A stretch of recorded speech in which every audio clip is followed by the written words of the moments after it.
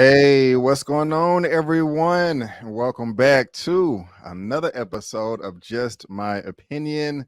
Man, guys, we are talking Power, Book 2, Ghost, Season 3, Episode 8, titled Sacrifice. The feds apply pressure to get their suspect to flip. Drew's suddenly erratic behavior leads to the Castillos to grow suspicious. As Tait prepares to go up against his political opponent, Harper questions his ethics. Guys, I want to let you know that this is going to be a spoiler-filled recap. We're going to spoil this episode up, down, left, right, in, and out, as if you've already seen it. You have been warned. Let us know what you thought in the chat, in the comment section. And guys, this man has been on my channel a ton of times before. I love having him on. He is such an entertaining guest to have. It is Lamont Tyson with Life Gains. Hello, sir. How are you doing today? I'm good, my brother. How you doing over there? My big brother, my little brother. You Yes, all sir. brothers. How you Yes, doing? sir. All brothers. I'm pretty good, man. I'm excited. Like I was saying, I've had you on my channel a number of times for Oscar reviews, movie news roundup shows, comic book spoilers, this and that. But now I got an expert for Power, y'all. This man be killing the Power game over on his channel with stars. Most of y'all already know that. But if you don't know, now you know. Of course, if you love what me and Mr. Lamont with Life Gains has to say today, you can follow us on social media. Our handles are on the screen. His information is in the description box of this video. And like always, you can head on over to my channel tab, and bam, he is right there on the top, bro. Let's help this man right here get to 200K subscribers by tomorrow. No, I'm joking, but Lamont, man, wow. I gotta say, man, this I enjoy Raising Cain more than Power Book 2, but I gotta give it to Power Book 2, man. They just be throwing curveballs at you.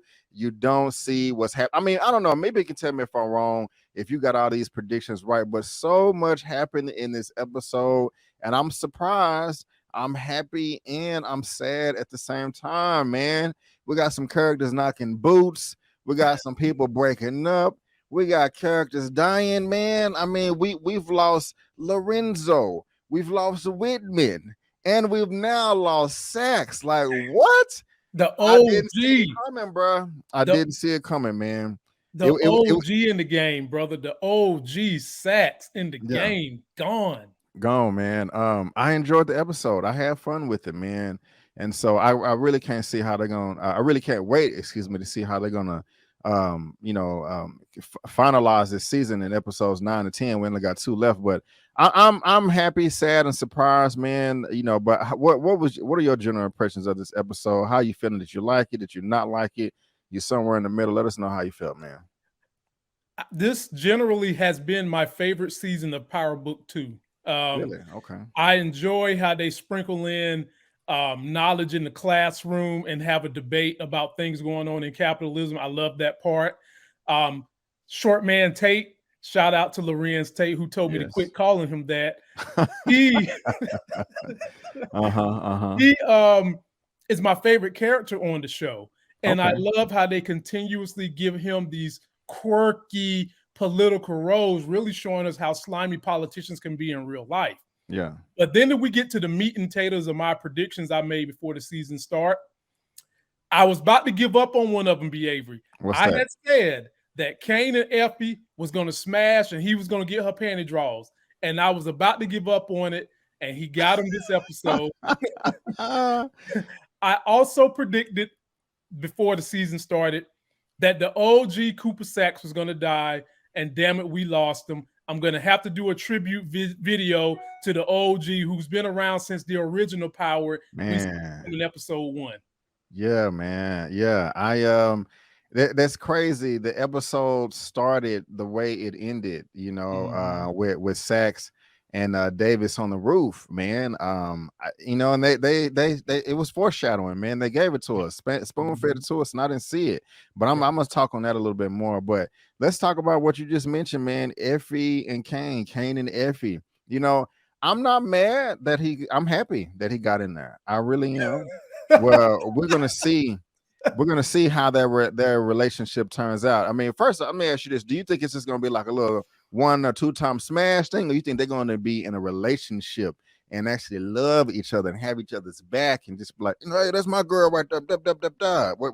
How you think it's gonna play out from now on? Because I still got some stuff to say, but I want to hear from you first. Kane better watch his back because he likes her more than she likes him. Yes. Now he did drop that hammer on her. Now he put them scans on her, but I still get this feeling that he likes her more than she likes him, and that was evidented by when they was going to drop the RICO case and give up Effie, and Kane was about to blow a gasket. One issue that Monet's kids have that I'm learning: when they start liking someone, they really get emotional about said person that they like.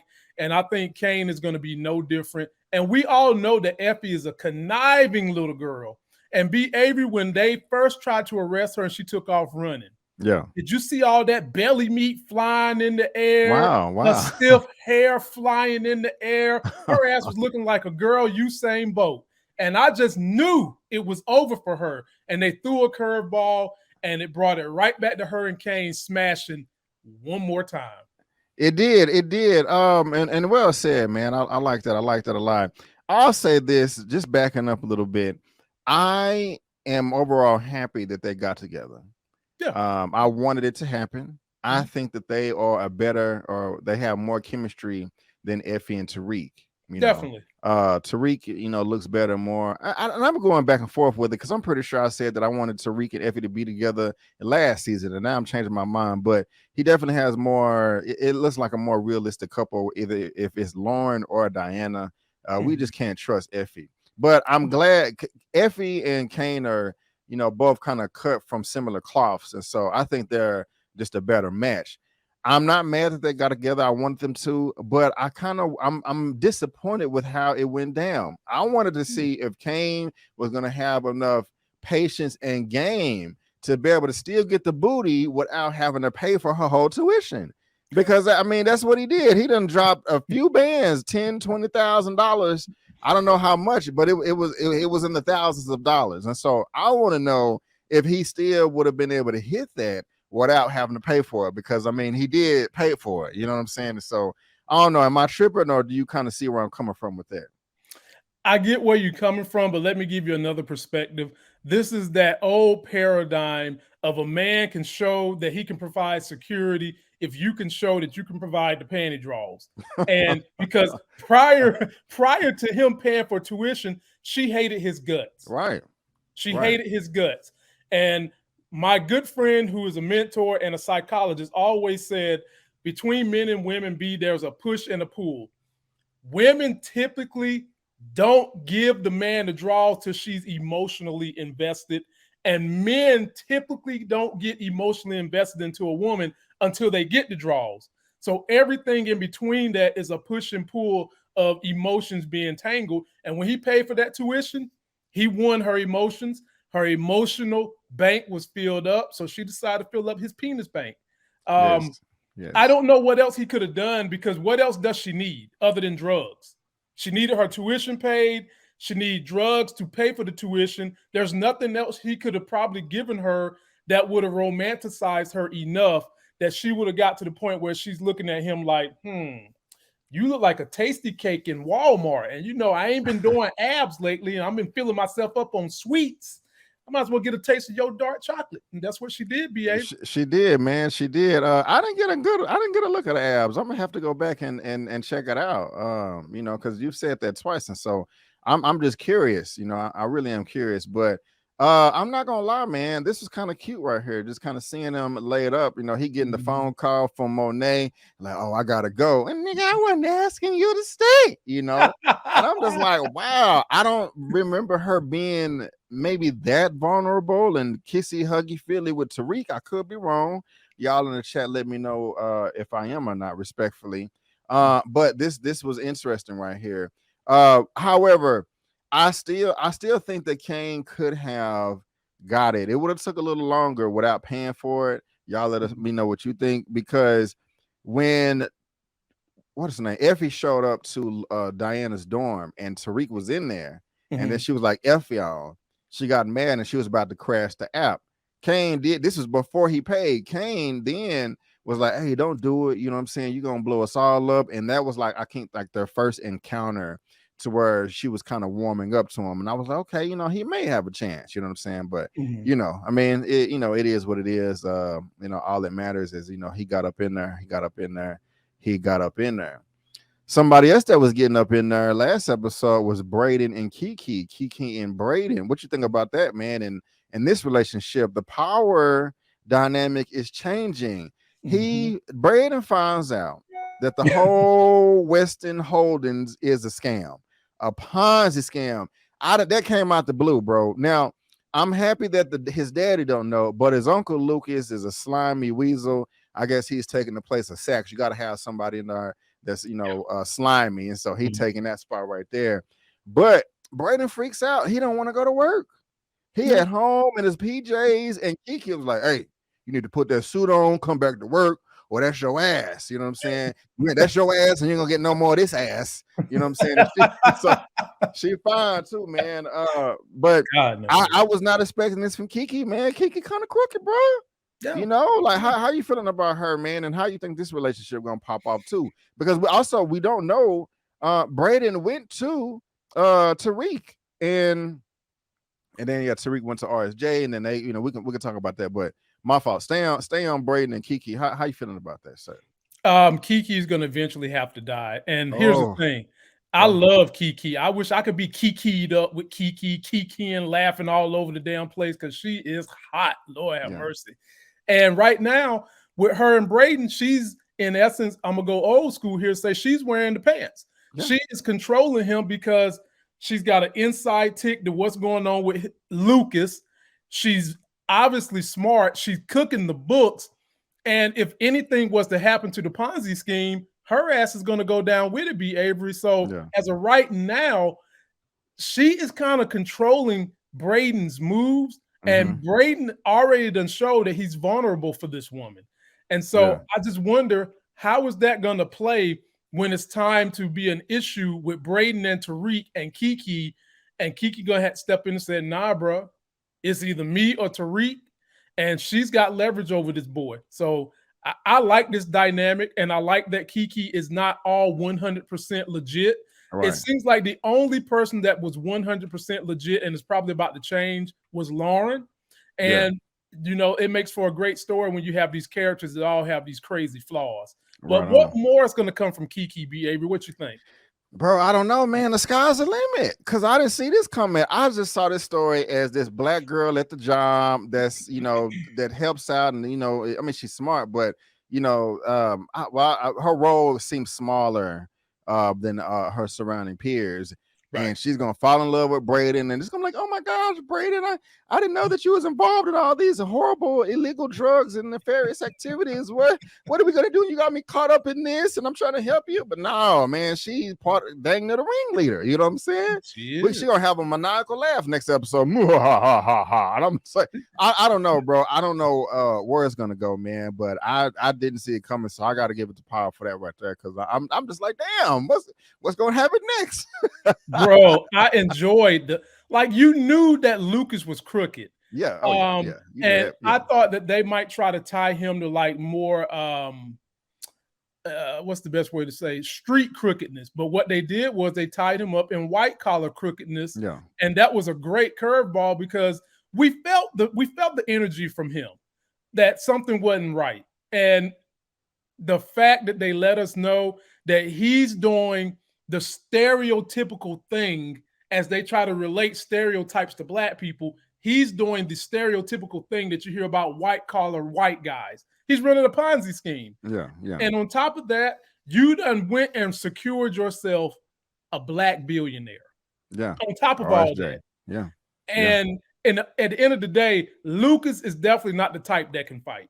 I can just tell you that. Right. At some point in time, when enough pressure is applied to Lucas, his ass is going to fold like a $5 lawn chair. Yes. You just wait and see what happens. Kiki is the fighter in that group. That's why I think that she's kind of leading that whole little operation, and she's leading Braden. Do you think she's capable of catching a body? Yes. Now, and Yes. I don't mean in self-defense. I mean okay. offensively. Offensively. Do you think if she feels that somebody's getting her way and is gonna snitch, throw under the bus, whatever, that she'll be like, you know what, I gotta take this mother effer out. You think she's capable of that? I would say we don't know enough about her character because there's levels to being crooked. Right. It's one thing to be white collar crooked. It's another thing to be street crooked. And I don't know if she's that crooked yet, but I do think she would do some self-defense. Oh yeah. But if she continues to go down this road with Brayden, she know all his business. This is true. You would have to assume that at some point in time she would catch a body. But here's the other thing, B. Avery. Brayden has still yet to catch a body. Could Kiki be his first body? Because you know what Tariq learned from Kanan. You ain't really killed somebody until you kill somebody you like or you love. That's true. Because I love this. Now, something that staying on this topic right here, something that I'm loving is Tariq and Brayden and Tariq. Brayden tells Tariq, and they cussing each other out because they don't know what to do. And it's just like, he like, fuck, we got the Rico case, and then it's a Ponzi scheme and all of this. And look, I like it, man. I like it. It's just frustrating everywhere. Lamont, the shit has hit the fan and it is on full blast.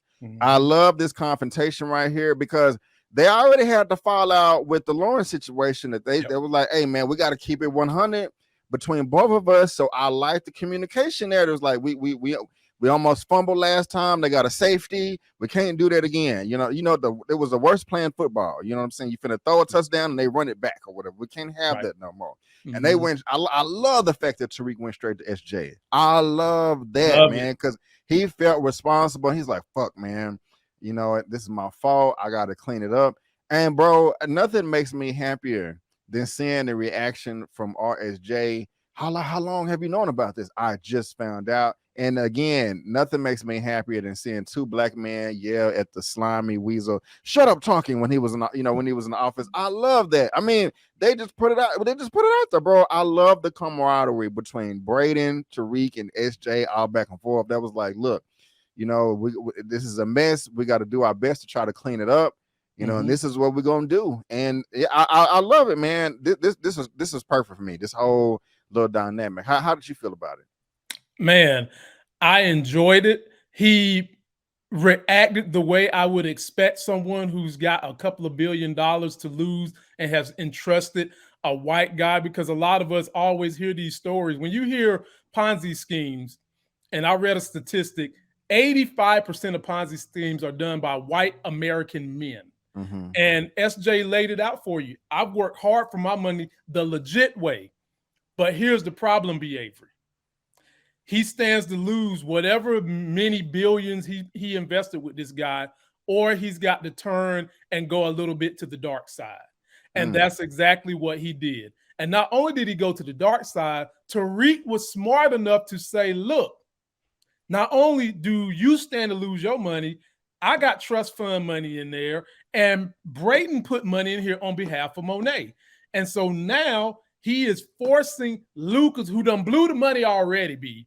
This fucker done blew the money already. He is going to force him to be on the payment plan, and then he's protecting Tariq and Brayden in the future and saying he will go report their ass to the SEC, and for those that don't know, the Securities Exchange Commission, and get them locked up. But what I want to know, B, what happens when Brayden daddy finds out what's going on? Man, I don't know. He may kill himself. He may kill Brayden. And then the other question I would like to ask you is, how far down the road of crookedness is RSJ going to go? Is he going to be crooked letter S like Mississippi and P Valley? Or is he going to be more like crooked letter C like Chronos that stands for o'clock? I really hope he don't go the worst way. I think I don't know. I don't think he's gonna go down the dark path. I don't want him to either. Because B, I'm gonna be honest with you. What he's about to do to Lucas could literally throw his ass in jail. If any one of those three men, if any one of those men in that room decide to corroborate against him and say that he was forcing Lucas to take bribes so that he wouldn't report him. Between the white guy and the black guy, who's going to get the worst amount of time in America? Black guy. Exactly. So he's got to tread lightly with this. He's got to, because he's already committing a crime right now. I mean, the right thing to do in terms of avoiding jail would be to go to the SEC. But the right thing to do to get your $1 billion back, or however much you invested, is to put the squeeze on Lucas. That's the right thing to do. So you've got two rights. One of them could be wrong. And if it ain't wrong, then damn it, I don't want to be right, because I need my $1 billion. Yeah, man. Yeah, man. That's I'm scared. I am too. I don't want nothing bad to happen to I don't want nothing bad to happen to SJ. And I like the relationship that him and Tariq was putting together. That was pretty cool right there. Do you feel like he has a relationship to James St. Patrick or Tasha? Because a lot of rumors are swirling that he could be related to them. Maybe. I wouldn't be surprised. What do you think? You think so? I don't know. I doubt it. I doubt it. And if they are related, it might be one of those things where it just happens that they find out through a friend of a friend that they're related, type of deal. I got you. I'm really interested in seeing where that story goes. Y'all let us know. A story that I'm not so interested in is what's going on? You good? Oh yeah, I'm good. Oh, my fault. So a story that I'm not that interested in. Oh, I misunderstood you. My fault. That I'm not that interested in is what's going on with Drew and Everett and Everett and Drew. Oh my gosh, this dude right here, he is on national television with Jamel Hill. He's saying he's gay. He out the closet. Yeah. And hey, more power to you, man. More power to you. Live your life. But I gotta say, this was the most silliest part of the whole episode to me. I just don't understand. Why in the world is Everett feeling sorry for him? You didn't want to be with him no more. I mean, what? I don't get it. I don't get it. Kane is doing what he's doing, trying to talk to Effie. She's like, hey, is this a business meeting or a love meeting? And it was, and you sounding all naked on the phone, and they hear all this commotion upstairs. Like, man, let me go check on my brother. He throwing temper tantrums, he throwing plates and bottles, flipping tables, and he see his old boo here. And then they go and did he stalk him at the restaurant? I don't know, but that whole exchange, Lamont, was dumb. I don't understand why, because they broke up. I don't know why. I don't understand. I don't know where that was coming from. How did you feel about it? Am I tripping, or you agree? No, I get why they did it. They're just showing you the ups and downs of Drew emotions. Now, I'm a supporter of the LGBT community, but those who are not would try to use this as an opportunity to say he's acting like a woman. He's very emotional. You're done with Everett. You're done with him. You done moved on. You had Gordo, and yes, you had to kill him. And I guess what they're trying to portray to us fans is that when Drew falls, he falls hard. It can become a blinder for his judgment and being in this game. And that he is probably really, really and truly getting fed up with having to be in this game. And number one, he's got to keep secrets in terms of coming out to everybody. And then number two, whenever he feels like he's getting close to someone, he loses them. And so this is showing you why he can't be the leader of the Tejada organization, because if you get too close to him, you got too many emotional ties in Drew, it can cause him to make erratic decisions. And I was thinking to myself, Drew, you're wasting the opportunity by picking on white dude's peppermint white shirt. Dude, just say you would just want to throw some extra dick all up in the mix and just jump on in with him. Drew, don't ruin your opportunities. Oh, there she go. Yeah, you do got to. We're gonna come back to that. You do got a point there. I did not like the acting in this. I didn't. It amazes me how the acting is so great in Raising Kanan, but it's not the best in this show. It's the same universe. So maybe I don't know what I'm talking about. But I didn't like the acting here. I just thought it was corny, and I just don't understand why Everett was embracing him when he was like, "Don't chase me" or "Don't follow me" last time they was together. But I didn't think I don't like Everett. Everett is in part of the whack list of characters. He's up there.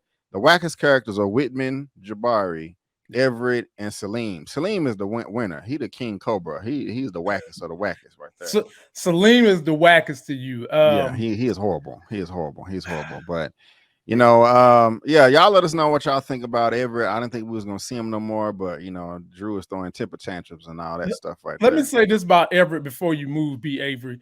I think that what they were trying to portray us with Everett is that he just want whomever he's with to just be out of the closet. That's really all he wanted from Drew. He just wanted Drew to come out and be like, look, it's us, and we don't give a damn what the world thinks. Hence, he goes on Jamel Hill's podcast on national TV to say he's with striped shirt wearing doctor and he's happy. He's not happy, nor is he done with Drew. That story, my brother, is not over. We're gonna see. I hope it is over, but no, we're gonna see. We're gonna see. I believe you call her Miss Wakanda Forever. Am I? That's the wrong picture. This sister right here. Am I right or am I wrong? And that I did right call there? her Wakanda Forever. I like her. Yes, I like her too, man. She's beautiful. And we know what type of male that Tait is, and how he moves in the streets and all that. But man, she, like I said, Wakanda Forever. She got it like that. This dude is like, I want to put all that aside. I want you to be my boo. I want to marry you. I gotta say, I kind of like the honesty from Tait. She was like, I'm just another prize to be, and he's like, I'm not gonna lie. Yeah, I do want to win you, but I do love you. Excuse me. And I was like, wow. And it seemed like it worked. I'm not gonna meet with I forgot the dude's name. The person he said he wasn't gonna meet with. Yeah, Lucas. And he did anyway. But how you feeling about that relationship, man? Do you think that Tait is doing the right thing or the wrong thing for lying to her and taking that donation money? You think they're going to be together? Do you want them to be together? How you feeling about them two right there? In a perfect world, the right thing for him to do would be drop all ties to Lucas and the crew and be with her. But we're not in a perfect world. We're not in the world my daughter lives in where daddy is the genie that keeps on giving. We're in Tait's world. And granted, I believe Tait might love her, but Tait loves something more than her behavior, and that's called winning. He loves to win. Yeah. And the only thing that would force Tait to give up that campaign and pursue her more is if another man who is of his status or better steps to her and gives him competition. Short of that, she's just going to be a political pawn that he does love, but he doesn't love her more than he loves winning in this political game. And he evidenced that in the little debate that they had, where he basically got up there and was swinging the bat for corporate America, and then he gets off stage and basically tells Wakanda Forever that, I was just saying that I got to get this money. Once I get the money, I'm going to help make sure everybody get health care, blah, blah, blah. And with Tait, we know that he is the type of dude that the highest bidding sugar daddy is the way he's going to swing. So for her sake, I think it's best that they don't get together.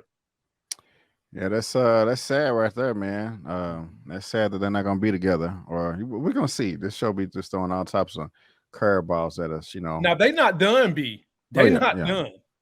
They not done because she really wants him, but she's playing hard to get. When she first seen him, she was with a girl who was coming to like a campaign event, dressed like she was going to a 3LW concert or something. Right. And Professor Wakanda Forever still stood there, played the game with him, and then further goes and meets him outside of that. So she's definitely interested in this man. It's just a matter of what is going to be his emotional thing he's going to have to do to win her over, because he already done hit one strike. Already. What happened at the end of episode 7? Diana got arrested because she got caught on camera on the roof. Right. She is being taken down to the station and being questioned. And I got to say, I like the way she handled herself. I like Diana, but I did not expect her to do so well. I thought she was going to not fold on purpose, but on accident. You know, like I thought she was going to say something that's going to incriminate her, or herself, or her family by mistake, and be like, "I did my best, mommy, but Monet, but they tricked me," and you know, Monet cussed around and all that. But she did her thing, man. She held it down. You know what I'm saying? And so I got to give it to Miss Diana for that. I really did like it. I was kind of laughing at one point where when she finally got out of the jail, she's like, "I want to move. I want to go to Spelman." You know, and I get a fresh start, and I know you can pay the tuition. And Monet was like, "Fresh start my ass, get in the car." But that was funny, man. And at the very beginning of this episode, not sex, but Davis was drunk. Yeah. And then he, you know, he got into contact with Tariq about the Rico, found out that Davis is a snitch from hell. And yeah, Davis, not that Sax is a snitch from hell.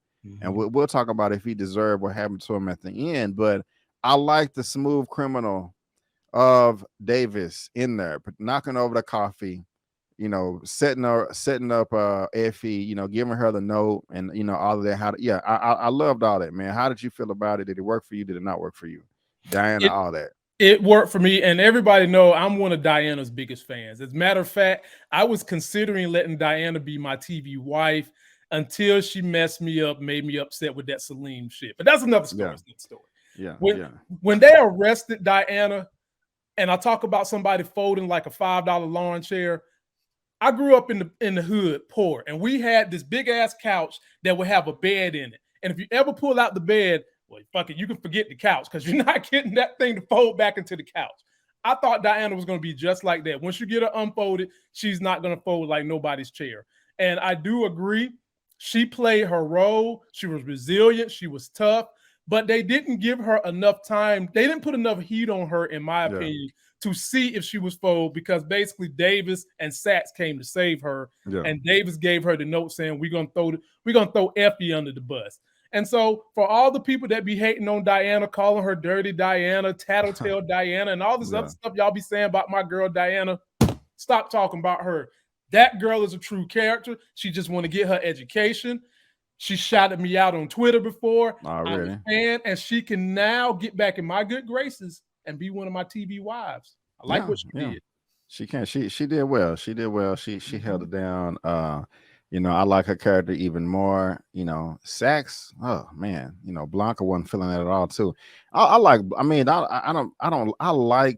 Blanca, but I don't like Blanca. I got a love-hate relationship for her character. You know what I'm saying? What's the love-hate, man? Give me a piece of the love and then give me a little bit of the hate. I mean, I want our characters to win, and she's the opposition, you know. And so, but she does. I just like Blanca, her swag, her style, you know, her demeanor, all that. I like it, but I can't root for her. You know, she's right, you know, but I got to go for the other team. You know what I'm saying? So I guess that's what a love-hate. Now Jenny could be the same. That's not Jenny, but Jenny could be, you know, she's in the same boat, but I just don't like Jenny. You know, you don't like Jenny at all. I mean, she cool. I don't like her as much as Blanca. You know, okay. Yeah, I don't like her as much as Blanca. It's just something about Blanca that, you know, I'm, you know, kind of fond of. Not even on like a sexual tip. It's just, I don't know. It's just she's something OG. about me. Yeah, she's old. Yeah. You've been rocking with her since the original Power, so it's kind of easy to like her when you're familiar with her. Right. You have any opinions on Monet and her popping up at the country club? You know what I'm saying? Like, ma'am, you know, your heels are not high enough. You know, this is members only. You know, she sit down. I want my money, cashier's check. You know, I'm a new kind of client. Okay, when I call, you pick up. When I pick up, you call. Whatever. I like it. How'd you feel about Monet and her cussing everybody out every 2 seconds? What the fuck is going on? Fuck. How you feel about Monet? I loved every minute of her crashing the damn country club, the boys club. Crash that bitch, Monet, as much as you want to. And the people know I've not been a fan of Monet's character. I felt she's been monotone and stoic, doesn't really show emotion. We never see her smile. But in that moment, when she took her ass to that country club and she made Lucas turn pink like Pepto-Bismol and told his ass to go get some suntan screen, I loved it. And she basically went in there without telling on him, but letting him know, I know you're running a Ponzi scheme, bro. And when I need my money, you better get it, or else there's going to be consequences. And he played it cool, even though he wanted to try to be funny. He played it cool. And he tried to do it in a way where it didn't seem like he was intimidated of the woman, but he know good and well his ass was intimidated. And I love how she took that drink nice and stiff and said, this some good shit. I'll be serving over here to the white folks. Where's ours? And then walked away. And I wish they would have done a conversation with what the white guys were saying to him after she walked away. I loved it. Way to go, Monet. The only thing I didn't like about Monet, I did not like the way she was talking to Diana when Diana said, I want out this game, I want to go to school. But at the same time, I don't like Diana continuously taking that shit. Now stop looking like a simp for your mama. At some point in time, spread your wings and go, Diana. Get the hell up out of there. Diana is grown now. You ain't got to take this from your mama. Go. When the mama told her to get in the truck, what she do, be Avery? She got in the truck. Got her ass in the truck. Right. Okay. Like a Oompa Loompa. Now, Drew's the scene that I thought was stupid between Everett and the new white stripe boyfriend and Drew started here. You know, they say, hey, you know, we got this RICO on us.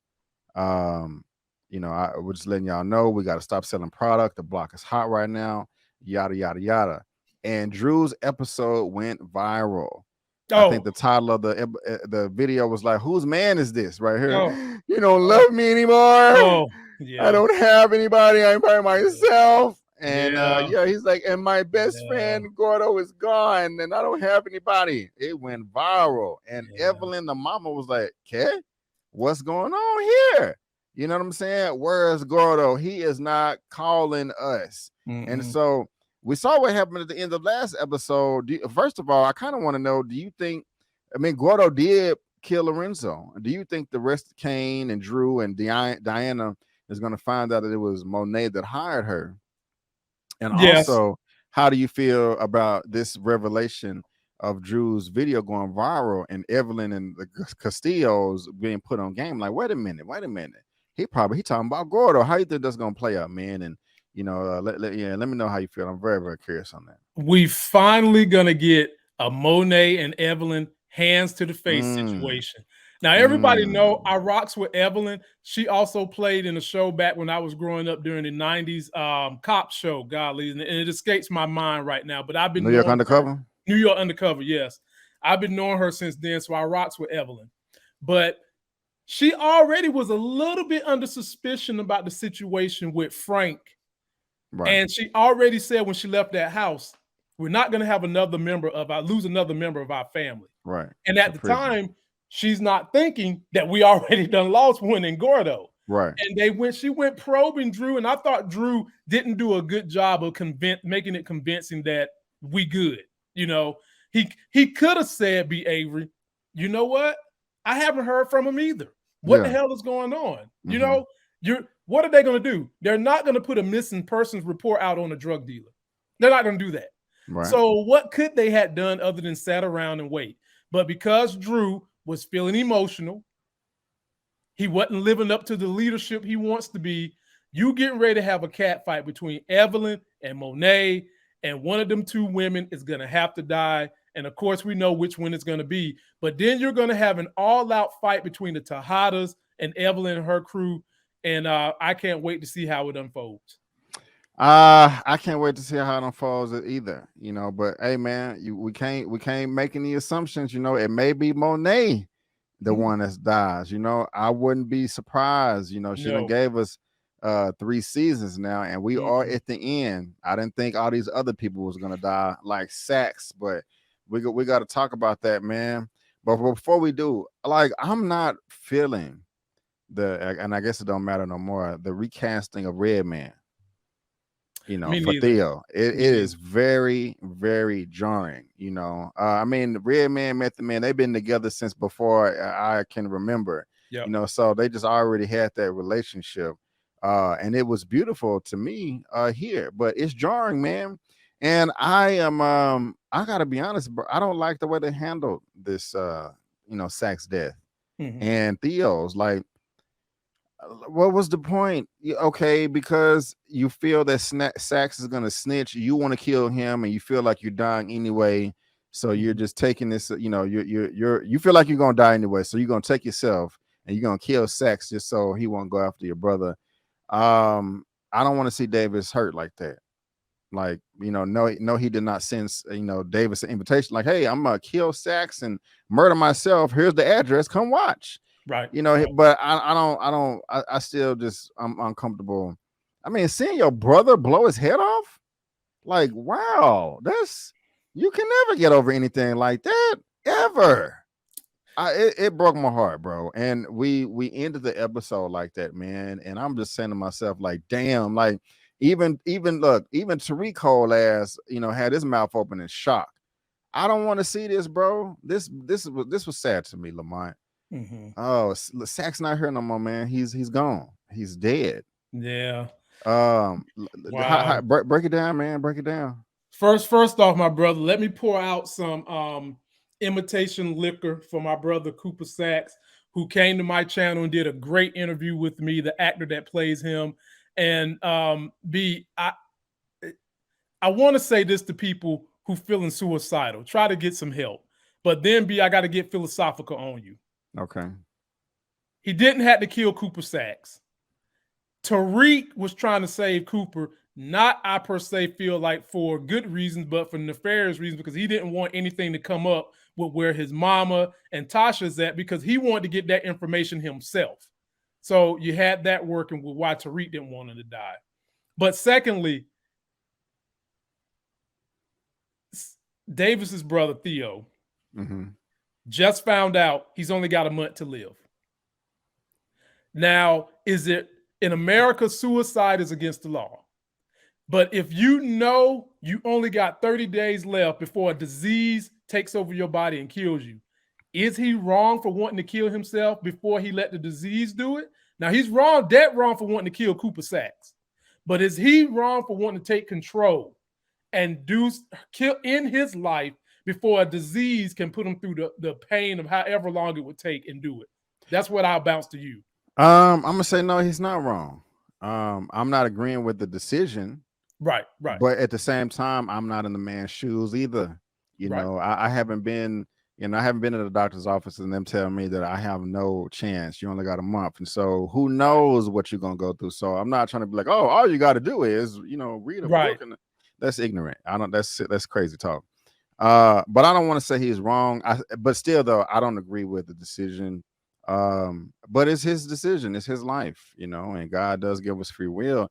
It just sucks that his brother had to see that, man. Yeah, man. That's I mean, this whole season, the whole show, Davis has been passionate about getting this man out of jail. That he been doing everything, running up on doctors in the street, like, hey, what we got to do? We got to do this, da. He already feel bad.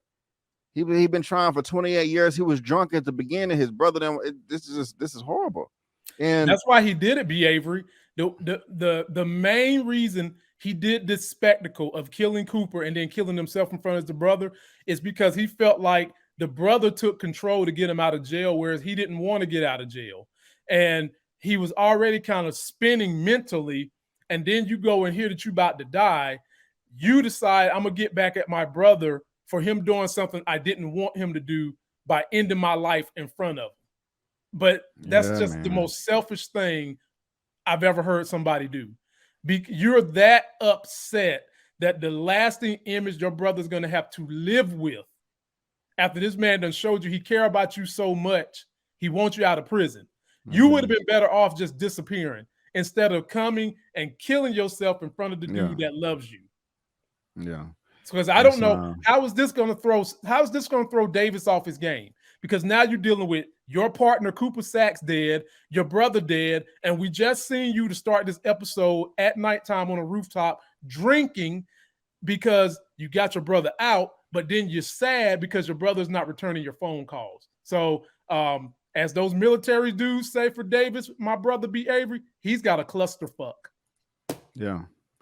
A big cluster, man. Y'all let us know. Does he have a cluster? How you feeling about this? It's real sad. Breaks my heart. Yeah. I can't wait to see what's gonna happen to episode 9, man, and where that's gonna pick up. It's going to be a doozy. A doozy. You guys let us know what you think down in the comment section. Lamont, before we head out of here, man, is there anything important that we left out that you want to get off your chest real quick? Nah, dude. I mean, man, you streamlined this thing and you covered it tooth and nail. perfectly. And you went around, you bounced spots. The only thing we really didn't talk about was at the very end. Kane saw Lauren when his new boo thing was getting arrested. That is going to be a big problem because now you're going to have Kane and Effie versus Tariq and Lauren. And I guarantee you, Kane is either going to try to take out Lauren or he's going to try to have Braden do it. But probably this time he's going to try to do it.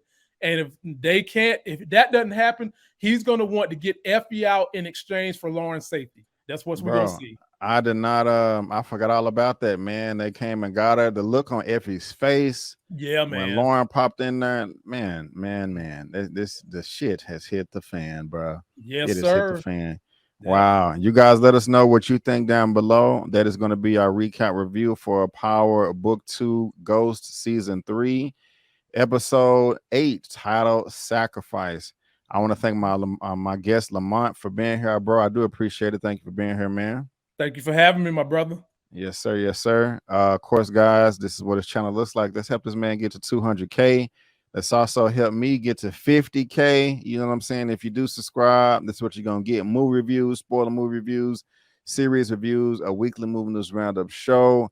We got a superhero comic book show. Of course, I'm talking Power, Dear Mama. Got some trailer reactions, Bel Air Season 2. Your boy is trying to cover all of it over here. And yeah, check out my Ant-Man and the not Ant-Man and the Wasp. What am I talking about? Check out my Guardians of the Galaxy Volume 3 movie review. By the time you see this, it will be uploaded on my channel. But guys, again, I just want to thank you all so much for tuning in. And before you go, don't forget that I'm B. Avery, that's Lamont, and that's just our opinion. Peace out, and we'll see you next time.